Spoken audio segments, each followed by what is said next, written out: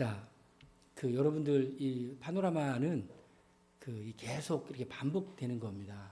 한 번 여러분이 들었다고 기억되는 게 아니죠. 이쪽에서 한번 보고 저쪽에서 한번 보고 이렇게 계속 보면서 성경 전체의 큰 그림을 보는데요. 특별히 구약 성경에 이렇게 큰 그림을 보게 되는 겁니다. 성경을 이렇게 한눈에 볼 수 있고 또 성경의 큰 그림을 갖고 있으면 영적으로 여러 가지 좋은 점이 있습니다. 영적인 감각이 상당히 깨어나게 되고요. 또 성경을 읽을 때 이게 도대체 무슨 말씀인가 하던 것이 이제 드디어 큰 그림 속에서 깨달아지기 시작합니다. 지도를 딱 가지고 먼저 여행할 곳에 지도를 딱 보고 나면 이제 가면 훨씬 이렇게 이해가 되죠. 그러니까 여행을 갈 때 그냥 가는 사람과 여행을 가기 전에 갈 곳을 샅샅이 조사하고 가는 분들이 계십니다. 그냥 가는 사람들보다는 샅샅이 조사하고 가시는 분들이 훨씬 더 여행을 풍요롭게 하는 것처럼 성경을 읽을 때 그냥 읽어도 부족함이 없지만 성경 전체의 그림을 알고 읽으면 이렇게 되는구나 저렇게 되는구나 이제 깨달아지게 됩니다. 특히 성경은 그냥 제가 어떤 분이요, 제가 이제 부천교회 목회하러 가가지고 목회 막 설교하고 막 쫙 그랬더니 지금 우리 교회를 안 다니시는 분인데 저한테 그러더라고. 성경이 하나님 말씀 이제 알았다고 하더라고요. 제가 깜짝 놀랐어요. 그러면 여태까지 뭘로 알았냐 그랬더니 그냥 옛날 얘기 써놓은 걸로 알았다고 하더라고요. 교회를 제가 알기에 저를 만났을 때 이미 10여 년 이상 다닌 분인데 하나님 말씀이란 거 모르고 그냥 옛날 얘기 써놓은 걸로 알았다고 그랬다고 말해가지고 깜짝 놀랐습니다. 성경은 역사성이 있습니다. 역사성. 그러니까 역사성이라는 말은 그냥 허무하게 꾸며낸 얘기가 아니라 실제 이 땅에서 있었던 일을 그리고 그것을 해석해서 성경을 만든 겁니다. 역사라는 것은 있었던 이 일만 기록한 게 아니라 있었던 일에 대한 해석이 기록된 게 역사죠. 그거를 해석을 사관이라고 말하죠. 근데 성경에는 있었던 일에 대한 해석이 있는데 누구 해석이냐? 성경 저자인 인간의 해석인 것 같지만 인간의 해석이 아니라 이 성령의 감동을 받은 하나님의 해석이에요. 하나님이 해석한 거예요. 다윗이 이렇게 했더라 하면은 그것을 하나님이 해석해줘요. 다윗은 이렇게 해서 나쁜 거고 다윗은 이렇게 해서 좋은 거다라고 하고 하나님의 관점에서 해석해줘요. 그러니까 역사 그냥 스토리가 아니라 거기에는 해석이 있는데 이 해석은 누구 해석이냐? 하나님의 해석이에요. 아무개를 보는 하나님의 해석. 그러니까 우리는 그것을 읽고 뭐를 또 해석하냐? 우리의 삶을 해석하는 거예요.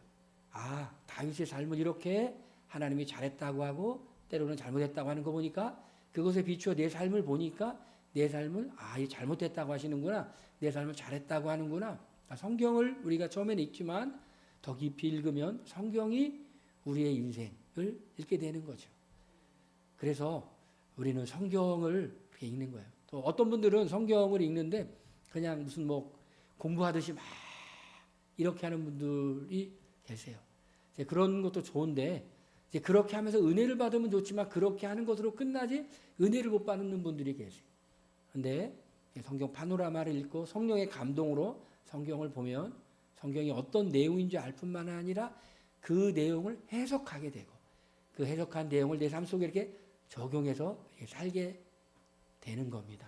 자, 그러면 성경을 이렇게 한번 보겠습니다. 자, 이제 아이와 아빠가 얘기하는 거예요. 걸리버 여행기에도 지도가 있는데 성경도 이제 성경의 배경이 되는 지도가 있습니다. 이 지도를 보고 읽으면 이제 굉장히 입체적으로 느껴져요. 자, 여기가 어디일 것 같습니까? 자, 여기가 요즘 굉장히 시끄러운 데죠. 자, 이렇게 오른편에 여러분들 보시기에 왼편이네요. 왼편이 지중해라고 하는 바다고요. 그리고 그 밑에 조그마한 섬이 하나 있죠.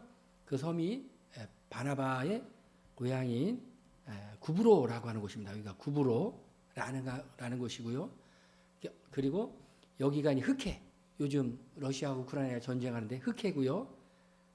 그리고 여기가 어디냐면 바로 갈릴리 호수고, 그리고 요단강이 이렇게 내려오고 여기가 이렇게 사회거입니다. 그리고 강이 이렇게 두 개가 흐르죠. 티그리스 강과 유프라테스 강이고요. 그리고 여기 이렇게 돼 있죠. 이게 시나이 반도라고 그래가지고 애굽에서 이렇게 홍해 이렇게 건너가서 시내산이 이쯤에 있습니다. 자, 한번 볼게요. 굉장히 흥미진진하죠. 자, 여기입니다. 여기에요. 그래서 사람들은 이렇게 표현합니다. 지구의 배꼽과 같은 곳이다 라고 말해요. 자, 여러분들 책을 읽다 보면은 근동이라는 표현을 들어봤을 겁니다. 근동, 니어 이스트입니다. 서양인들이 볼 때 가까운 동쪽이다. 그래서 근동입니다. 그러니까 서양인들이 볼 때 굉장히 먼 동쪽은 극동이라고 하죠. 그래서 여기를 근동이라고 하고, 우리나라 있죠?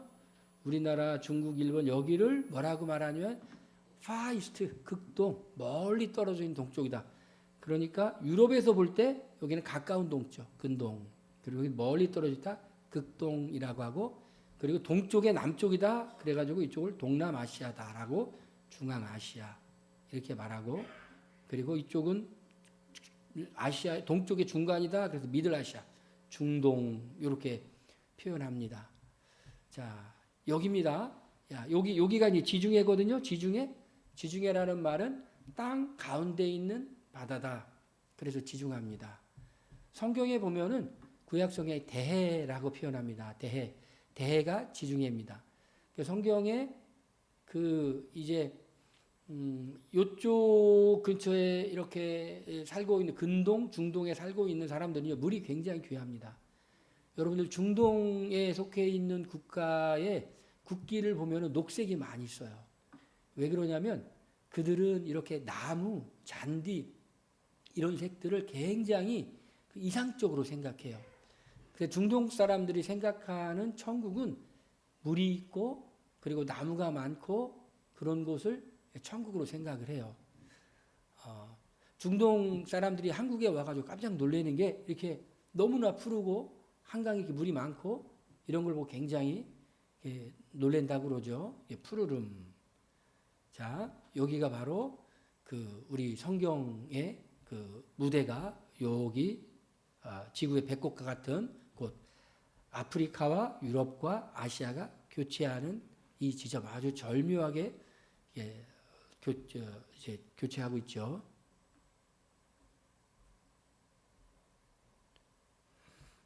자, 이제 강 이름이 이제 나옵니다. 자, 대해라고 하죠. 지중해 대해라고 하고요. 그리고 긴네렛 호수라고 되어 있는데 이 긴네렛 호수가 뭐냐면 갈릴리 호수를 또 이렇게 하프 모양으로 생겼다. 그래가지고 긴네렛 호수라고 합니다. 긴네렛 호수에서 갈릴리 호수에서 요단강이 쭉 내려오고 그리고 염해 이제 사이가 있고요. 지금 이 요단강을 가면 큰 강이 아니고 개울같이 이렇게 그런다 그럽니다. 이제 기후 환경이 변해가지고 그런 게 다 변해서 그래요. 그러니까 여호수아가 이렇게 요단강 건너갈 때만 해도 수량이 굉장히 풍부했던 것 같습니다. 그런데 지금은 수량이 굉장히 줄어들어 있고요. 그리고 지도를 보면 대해 밑에 보면 여기가 삼각지죠. 비옥한 삼각지 지역이고 이 근처에 고센이라고 하는 그 지역이 있었습니다. 이 나일강이 흐르고 나일강이 이렇게 바다를 흘러가면서 아주 비옥한 지역을 형성하죠. 위에는 티그리스강, 밑에는 유프라테스 강이고요. 그리고 페르시아만이라고 그러고 이쪽은 이란이고 이쪽은 사우디고 이쪽은 이라크입니다. 넘겨보면 요즘 지도로 이렇게 잘 나와 있습니다. 자, 요즘 시끄러운 데입니다. 성경의 무대 바로 키프로스라고 하는 거는 성경에 구브로라고 번역되어 있습니다. 자, 구브로가 누구의 고향일까요? 구브로가 바나바의 고향이죠. 그래서 이스라엘이 이렇게 있고 그 위에가 레바논이고 시리아고 이라크고 그리고 요단강 동편이 모압과 암몬, 에돔 사람들이 살던 곳인데 이거 현재 요르단입니다. 그리고 이쪽 밑에가 사우디아라비아고 이쪽 이란인데 이란을 성경에는 바사 이렇게 표현되어 있습니다. 자, 이라크 지역이었던 곳과 이 지역은 바벨론의 그 옛날 바벨론이라는 나라가 주로 있던 그런 곳입니다. 자, 지도로 보니까 훨씬 쉽죠, 여러분? 자, 비옥한 초승달 지역이라고 말합니다. 그러니까 티그리스 강과 유프라테스 강, 그리고 갈릴리 호수, 요단강, 그리고 나일강, 요렇게 비옥한 초승달 모양만 이제 곡식이 자라고 물이 있고, 그리고 조금만 지나가면 이제 광야라는 곳이죠. 하나님이 왜 이스라엘 백성들을 이곳으로 인도를 했을까 생각해 보면, 이곳은 하나님이 아브라함에게 약속하셨죠. 젖과 꿀이 흐르는 땅이라고, 약속의 땅이죠. 아브라함의 원래 고향은 이쪽이었는데 내가 네게 지시할 땅으로 가라. 그래서 갔는데 여기였어요. 이 땅이 좋은 땅일까요? 나쁜 땅일까요? 하나님이 저에게 만약에 선택하라 그럼 저는 호주를 선택하겠어요. 뉴질랜드를 선택하겠어요. 아주 편안한 곳에 이렇게 외적도 별로 안 들어오는 이렇게 널찍한 땅에서 그냥 이렇게 행복하게 살도록 이렇게 주님이 큰 배 지어가지고 거기 가서 이제 아브라함아 너 거기 가서 자식 내고 살아라. 그렇게 했으면 좋았을 텐데 그게 아니라 여기입니다. 여기. 그러니까 이 지역은 어떤 곳이냐면 북쪽에 있는 아수르, 바벨론, 그리고 바사가 강성하면 이렇게 내려와서 애굽으로 가고요. 애굽이 강성하면 여기를 통해서 이렇게 또 가려고 그럽니다. 이 지역은 어떤 지역이냐면요. 이 지역은 하나님만 바라보지 않고는 살 수 없는 땅이에요. 그리고 이 나일강 밑에 이곳이 훨씬 더 비옥한 지역이에요. 신명기 말씀해 보니까 그 땅은 비를 저장하지 못하는 그런 땅이에요. 우기와 건기가 분명한 땅이고요. 그리고 이제 하나님이 물을 주셔야만 하는 그런 땅이에요. 그러니까 이 땅은 어떤 땅이냐면은 하나님만 바라보지 않고는 기후적으로나 지리적으로나 살 수 없는 그 땅이에요. 그러니까 아브라함은 믿음의 조상이잖아요. 믿음의 조상인 아브라함을 이 땅으로 인도해서 아브라함이 믿음이 뭔지를 말하게 하지 아니하고 믿음이 뭔지를, 믿음으로 사는 것이 무엇인지를 하나님이 보여주게 했어요. 자, 그런 땅이었다라는 거예요. 자, 이건 직접 그려보기인데요. 이건 여러분들이 집에 가서 한번 이렇게 그려보시면 좋습니다. 자, 세상이 요즘 이렇게 여러분 아시죠?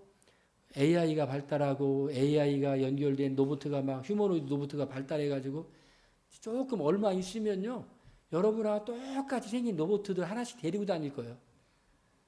집에 차 한 대씩 있는 것처럼 좀 지나면요. 집에 이렇게 로봇 하나씩 다 있을 거예요. 살림하고 도와주고 막 이렇게 다 있는 그런 시대가 되지만 그럼에도 불구하고 우리가 여전히 하나님 말씀은 분명히 변함없는 줄로 믿습니다. 자, 여기에 이제 사라는 것이 이렇게 있습니다. 사가 있는데 여기에 또 바벨이라는 데가 있고요. 에덴 이렇게 있습니다. 사실 에덴 동산에 보면은 강이 4개의 이름이 나옵니다. 유브라데스, 디그리스, 히데겔, 또 하나 뭐죠? 예, 4개가 강이 나오는데 여기에는 티그리스와 유브라데스 2강밖에 안 나옵니다. 이것도 아마 4개의 강이 있었는데 지형의 변화로 강이 2개로 합쳐져서 흐를 거다라고 추정을 합니다. 에덴이 이렇게 표현되어 있는데 이제 아마 이쯤에 있었지 않을까 이렇게 추정을 하고요. 바벨이라는 데는 바로 이 지역입니다. 창세기에 보면은 4개의 중요한 사건과 4명의 중요한 이름이 나오죠. 4개의 중요한 사건은 창조. 그리고 뭐죠? 지난주에 했었죠. 복습이다. 창조 그 다음에 뭐죠? 타락. 그 다음에 홍수. 그 다음에 바벨탑. 그래서 이렇게 이렇게 써 있는 겁니다. 자, 4명의 중요한 인물은 누구죠? 아브라함, 이삭, 야곱, 요셉. 자, 그렇습니다. 아브라함의 고향은 우르였고 그 다음에 하란으로 이주하고 난 후에 하나님의 부름을 받아 가나안 땅으로 이주했다가 애굽으로 갔다가 다시 가나안으로 왔다가 요셉의 인도를 따라서 다시 애굽으로 내려가서 정착한 이야기가 바로 창세기입니다. 그러니까 그러니까 창세기는 결국 여기에서부터 시작해서 티그리스 강과 유브라테스 강이 있는 곳에 시작해서 애굽으로 요셉을 통해서 이주하는 걸로 이렇게 끝이 납니다. 창세기입니다. 자, 창세기에 잘 되셨죠, 지도로? 두 번째로는 이제 출애굽기입니다. 출애굽기는 40장으로 되어 있죠. 그러니까 출애굽기는 크게 세 부분으로 나눠져 있어요. 첫 번째 부분은 애굽에서 이스라엘 백성들이 핍박받는 것. 두 번째는 핍박받던 백성들이 시내산까지 오는 과정. 그리고 세 번째 부분은 시내산에서 중요한 것을 만들어요. 뭘 만들까요? 성막을 만들죠. 그런데 출애굽기 40장에 보니까 여호와께서 모세에게 명하신 대로 모세가 다 만들었다라는 말이 출애굽기 40장에 다 나오고, 그리고 거기에 하나님의 영광이 성막에 쫙 임하는 얘기가 출애굽기 40장에 그렇게 나오고 있습니다. 출애굽기는 지도로 그러면 애굽에서 시내산으로 온 얘기로 간단하게 이렇게 그려질 수가 있어요. 레위기는 뭘까요? 레위기는 이 시내산에서, 자, 이 시내산이라는 것이 굉장히 중요하죠. 모세가 하나님으로부터 십계명과 법률을 받았던 것이고, 또 하나 받은 게 있어요. 뭐냐면 성막 설계도를 받았어요. 성막 설계도를 받아 가지고 와가지고 두 명의 뛰어난 기술자에게 맡겼는데, 그 두 명의 이름이 무엇일까요? 여러분, 퀴즈입니다. 한 명은 오홀리압이고 또 한 명은요? 부사넬입니다. 오홀리압과 부사넬이라는 뛰어난 기술자가 이 성막을 만듭니다. 이 시내산 밑에서 그 출애굽기에 보면. 그런데 레위기는 어떻게 시작하냐면 하나님께서 회막에서 모세를 부르셔서 말씀합니다. 자, 그래서 이 레위기에는요 이동하지 않아요. 그 회막이 딱 있고요. 하나님께서 모세를 회막으로 부르셔가지고 말씀하신 것이 기록되어 있는 것이에요. 그럼 레위기에는 어떤 내용이 있는가라면은 레위기에는 제사법이 기록되어 있어요. 5가지 제사. 여러분 기억하시나요? 혹시 첫 번째가 뭐죠? 번제. 두 번째가 소제. 세 번째가 화목제. 네 번째가 속죄죄. 5번째가 속건제. 이게 순서가 조금 틀렸을 수도 있는데요. 이게 5대 제사예요.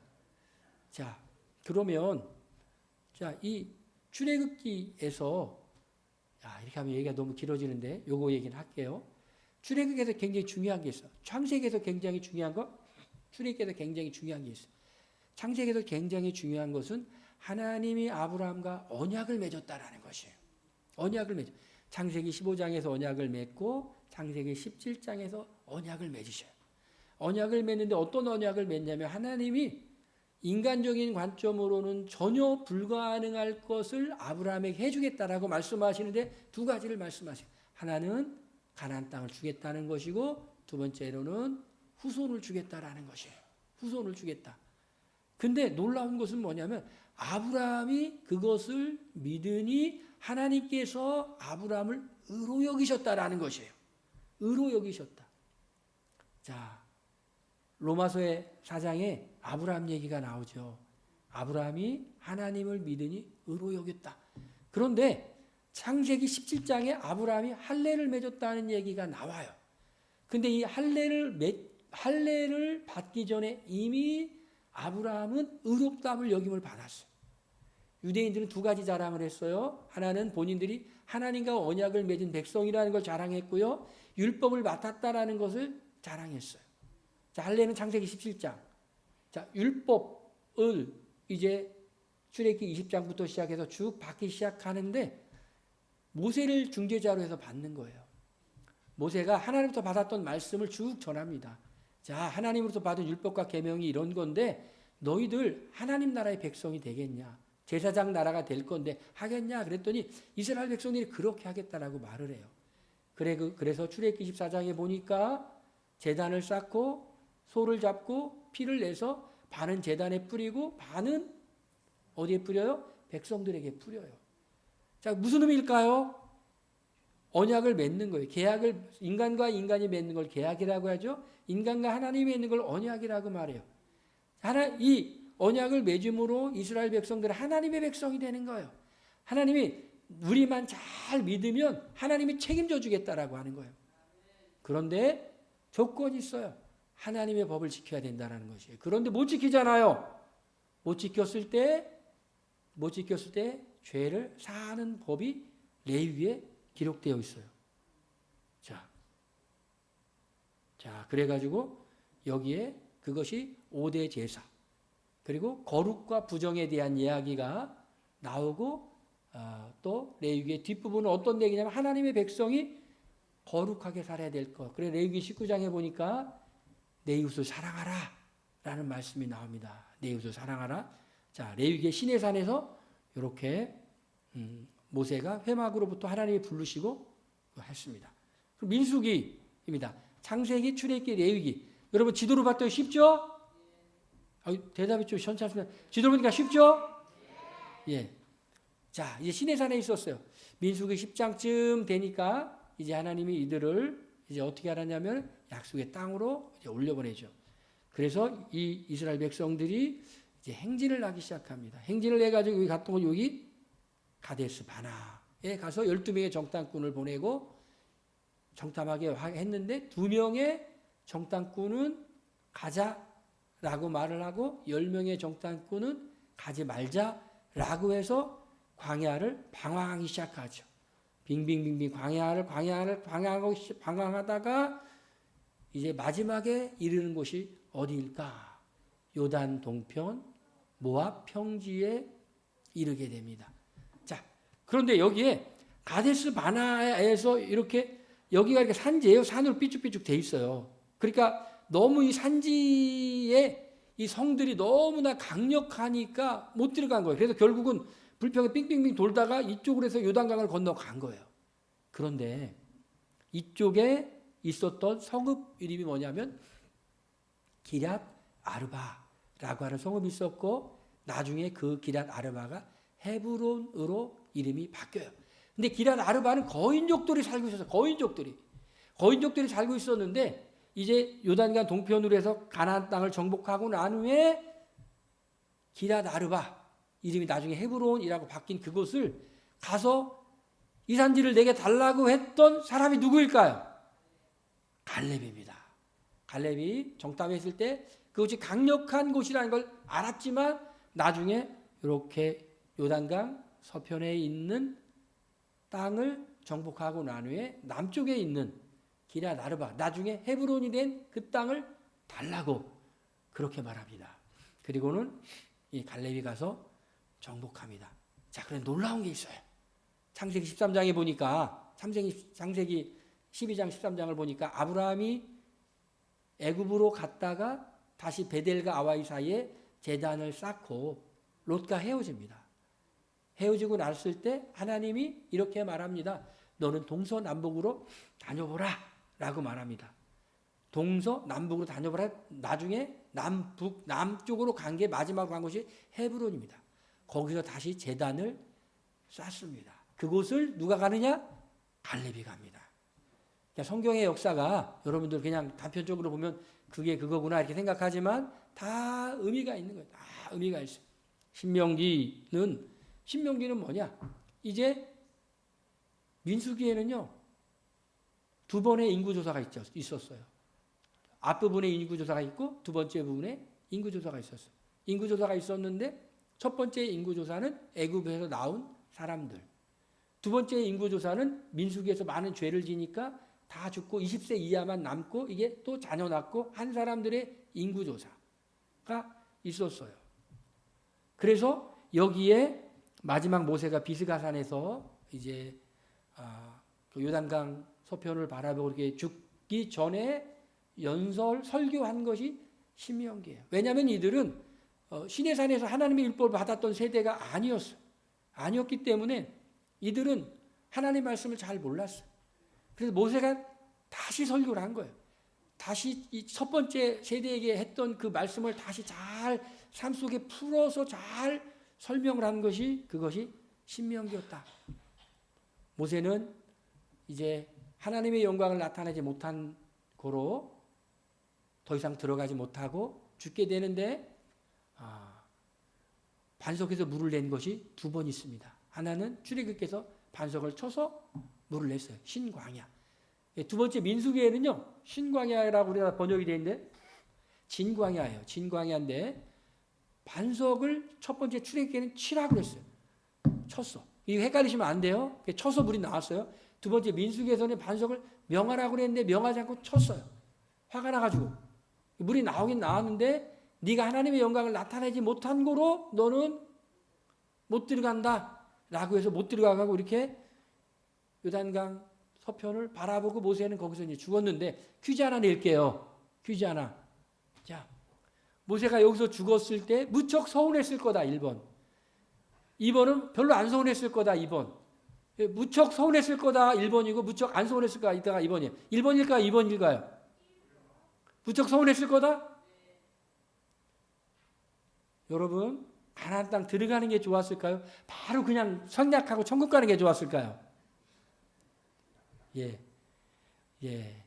저는 뭐 모세가 이렇게 죽어서 보니까 뭐 그렇게 뭐 아쉽지 않았을 것 같아요. 아쉬운 게 조금 있을 수는 있지만은 바로 죽어서 이렇게 천국 가면, 자, 신명기 다음에 뭐가 있죠? 여호수아가 있죠. 이제 요단강을 건너갑니다. 여리고성을 정복하고 아이성을 정복하고 난 후에 중요한 것이 있어요. 에발산과 그림심산에 가서 거기서 언약 갱신 의식을 했다는 것. 축복의 말씀을 선포할 때 이쪽에서 아멘하고 저주의 말씀을 선포할 때 저쪽에서 아멘해서 언약 갱신 의식이 뭐냐? 여러분, 언약 갱신 의식은 이거예요. 오늘날로 말하면 설교와 같은 거예요. 언약을 새롭게 한다라는 말은 뭐냐면 언약을 새롭게 바꾼다는 말이 아니라 언약 앞에서 백성들이 다시 새로워진다는 것이. 우리의 믿음은, 우리의 신앙은 날마다 결단해야 되잖아요. 그렇죠? 주일날 우리가 이렇게 말씀을 듣죠? 그리고 말씀이 바뀌는 게 아니라 말씀 앞에서 우리가 어떻게 해야 되죠? 다시 신선해져야 되죠. 변화돼야 되죠. 그러니까 이렇게 요단강 동편에서 모세의 설교를 들었지만 다시 그 땅에 들어가서 에발산과 그리심 사이, 오늘날 어디 근처냐? 세겜 근처인 거예요. 세겜 근처. 그곳에서 언약 갱신을 의식을 하는 게 여호수아에서는 굉장히 중요한 부분이에요. 자, 그리고 이제 실로라는 곳에 와가지고 땅을 정복했는데 다 정복을 못하니 실로라는 곳에 모여가지고 제비를 뽑아 이렇게 땅을 제비를 뽑아 나눠서 분배해서 각자 스스로 올라가서 땅을 차지하게 했다. 자, 실로에서 그것이 바로 여호수아입니다. 여호수아에서의 마지막은 여호수아가 세겜에서 이스라엘의 모든 장로를 불러서 설교를 하죠. 나와 내 집은 여호와만을 섬기겠노라 라고 설교를 하죠. 얼마나 멋있습니까? 내가 살아봤는데 정말 하나님 믿으며 살아가는 거 틀림없다. 분명하다. 이렇게 말을 합니다. 자, 지도로 보는 사사기 룻기. 자, 사사라는 말에는 쇼페림이라는 히브리어인데요. 원래 뜻은 뭐냐면 재판관이라는 뜻입니다. 재판관. 사사의 원래 의미는 재판관. 근데 재판만 한 게 아니에요. 사사기 시대 사사는 재판보다는 전쟁을 주로 했어요. 자, 이렇게 용수철처럼 이렇게 돼 있죠? 이렇게 올라갔다 내려갔다 올라갔다 내려갔다 올라갔다 내려갔다 이렇게 돼 있단 말이에요. 그럼 사사기는 왜 이렇게 표현해 있을까? 자, 죄를 범하고 회개하고 하나님이 회복을 시키시고 또 죄를 짓고 이게 이렇게 반복이 쫙 됩니다. 그러니까 죄를 범해. 그럼 하나님이 이방인들을 통해서 이스라엘 백성들을 막 괴롭혀. 그러면 막 회개해. 사사를 보내서 구원해주고. 그러다 또 괜찮아지면 또 죄를 범하고. 누구 얘기 같습니까? 따라합시다. 내 얘기다. 예. 그 사사기 얘기가 있고 여기 왕관이 있고 하트가 있는 건 뭐냐면 사사기 시대에 그 베들레헴에 있던 그 사람들이 이제 모압 땅으로 갑니다. 그게 누구일까요? 예. 나오미죠. 나오의 남편의 이름은 누구죠? 아니, 아비멜렉이 아니죠. 아들은 멜론과 기련이죠. 남편의 이름은 뭐죠? 남편의 이름이 갑자기 생각이 안 나요. 예, 갑자기 생각이 안 나요. 저도 이제 조금 굉장히 젊은 데도 생각이 안 나요. 목사님 누구죠? 갑자기 생각이 안 나요. 예. 자, 룻기 찾아보시면 됩니다. 자, 남편 나오미고 두 아들 엘룬 멜륜이고 그리고 며느리가 누구냐면은 누시예요. 누시예요. 그래서 나우미의 남편이 죽고 두 아들이 죽고 며느리가 오르바와 루시였는데 오르바는 자기의 고향으로 가고 룻만 그럽니다. 어머니의 하나님이 나의 하나님이 되고 어머니의 백성이 나의 백성이 됩니다. 그래서 베들레헴으로 이렇게 다시 이렇게 돌아오게 됩니다. 예. 자, 이게 바로 룻기입니다. 자, 그러면 이제 룻기는요, 굉장히 중요한 게 있어요. 그래서 이 룻이 와서 누구랑 결혼하죠? 보아스하고 결혼하죠. 보아스랑 결혼해서 아들을 낳는데 이름이 누구죠? 오벳이죠. 오벳이 아들을 낳는데 이름이 누구죠? 이새죠. 이새가 아들을 낳는데 그 이름이 누구죠? 다윗이죠. 자, 그래서 이 룻기는 뭐를 지금 얘기하는 거냐면 사사기 시대가 끝나고 왕정 시대가 시작하려고 할 때 다윗의 족보에 관한 이야기가 되어 있고요. 그리고 룻기는요, 이 뭐를 지금 표현하고 있냐면은 사실은 영적으로는 하나님 나라의 특징을 지금 표현하려고 있는 거예요. 메시아 나라의 특징을 표현하려고 하고 있는 거예요. 룻기에 흐르고 있는 중요한 정신이 뭐냐면 인애예요. 인애. 인애라는 말은 사랑이라고 그러거든요. 헤세드 사랑이거든요. 그래서 하나님이 내게 은혜를 주시길 바라노라. 인애를 주시길 바라노라. 거기에 나오는 사람들끼리 그렇게 얘기를 합니다. 자, 그런데 이제 룻기가 끝나고 난 후에 이제 사무엘 시대가 들어갑니다. 사무엘상으로 들어가니까 사무엘상 하면 등장인물이 주요 등장인물이 누구라는 걸 금방 알 수 있어요. 사무엘이라는 걸 알 수 있죠. 자, 마지막 사사 겸 제사장이 바로 사무엘입니다. 사무엘이 이제 사사예요. 전쟁도 이렇게 카리스마적인 능력으로 막 기도해가지고 블레셋도 물리치고 재판도 바르게 하고 그러는데 사무엘의 두 아들이 재판을 굽게 함으로 이스라엘 백성들이 왕을 구하죠. 왕을 구해서 준 왕이 사울이죠. 그런데 사울 다음에는 다윗이고 그 다음에는 솔로몬인데 솔로몬 아들이 르호보암이고 반란 일으킨 사람이 에브라임이라서 이렇게 북이스라엘은 그리고 남유다가 분열되고 나중에 이렇게 망하게 되는 겁니다. 자, 구약시대를 한번 이렇게 복습을 해볼게요. 자, 이렇게 되어 있습니다. 자, 태초시대. 창세기죠? 주요 등장인물이 아담과 노아입니다. 족장시대. 아유, 너무 이게 잘 휙휙 넘어가네요. 이게요, 기술이 너무 발달해가지고 이렇게 움직이기만 하면 휙휙 넘어가요. 예. 저같이 이렇게 촌스러운 사람은, 자, 그 다음에 족장시대죠? 창세기예요. 4명의 족장이라고 그랬죠? 아브라함, 이삭, 야곱, 요셉. 자, 여러분 공부 열심히 하셔야 돼요. 천국 가가지고 저기 천사들이 질문할지 몰라요. 자, 노예 시대는요, 출애굽기하고 레위기라고 되어 있는데 왜 레위기라고 되어 있는지 나 이해는 못하겠어요. 일리 가는 게 좋을 것 같아요. 제가 볼 때는 노예 시대, 출애굽기, 레위기 되는데 바로하고 모세가 주 등장 인물입니다. 자, 방황 시대는 광야 방황하는 거요. 민수기, 신명기, 요단강 건너가 들어가기 전까지 주요 등장 인물이 모세입니다. 정복 시대죠. 여호수아가 정복하죠. 정복 시대는 여호수아. 사사 시대는 사사기하고 룻기. 주로 등장 인물은 기드온, 삼손 그리고 마지막 사사 사무엘. 자, 그런데 성경으로는 사무엘은 이제 사무엘 상부터 시작하지 사사기에는 사무엘이 등장하지 않죠.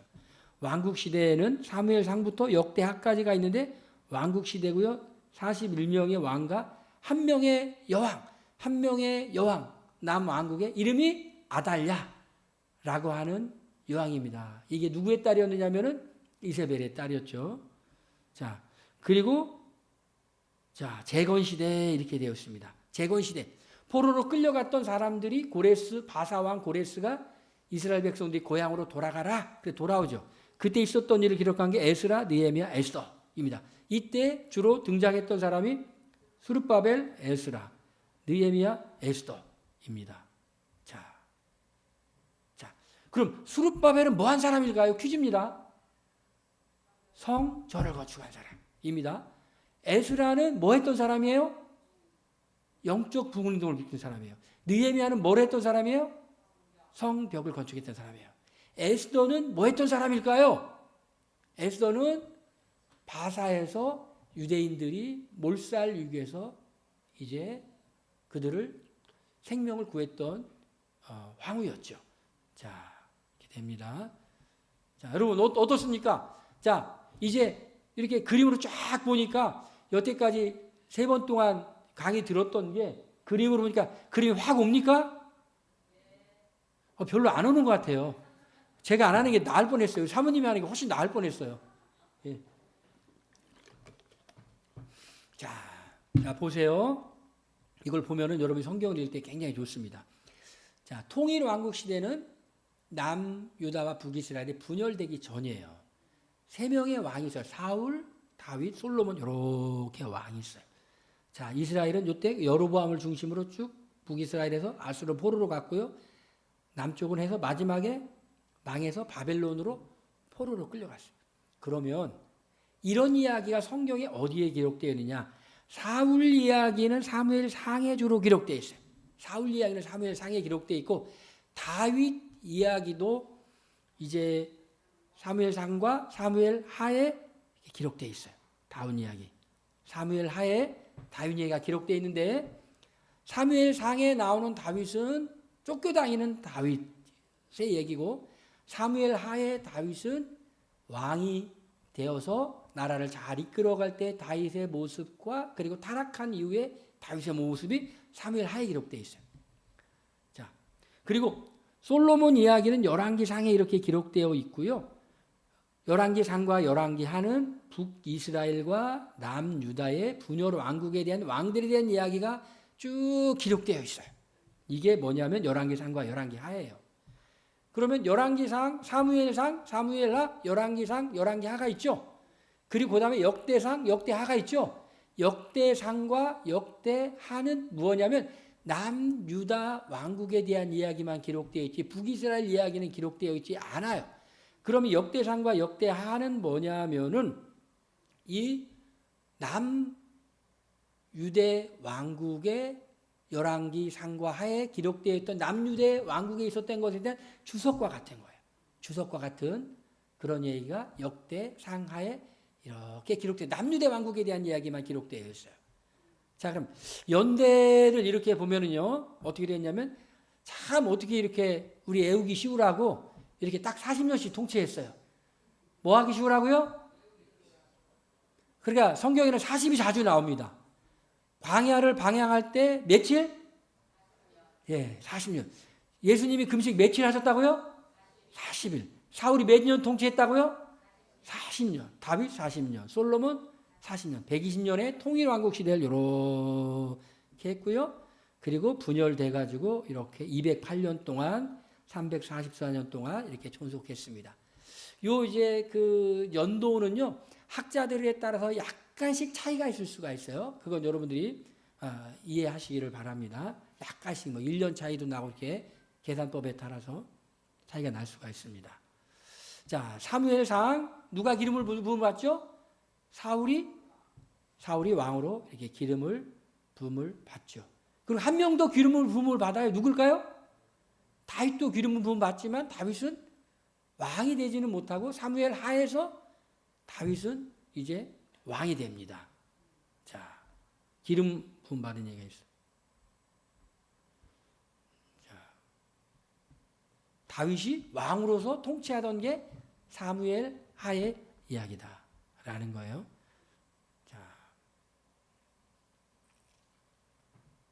자, 지도로 보니까 자, 이렇게 되어 있습니다. 왕들이 이렇게 통치하고 있습니다. 자, 그래서 마지막은 북이스라엘은 아수르라는 데로 포로로 끌려가고요. 남유다는 바벨론이라는 곳으로 포로로 끌려갑니다.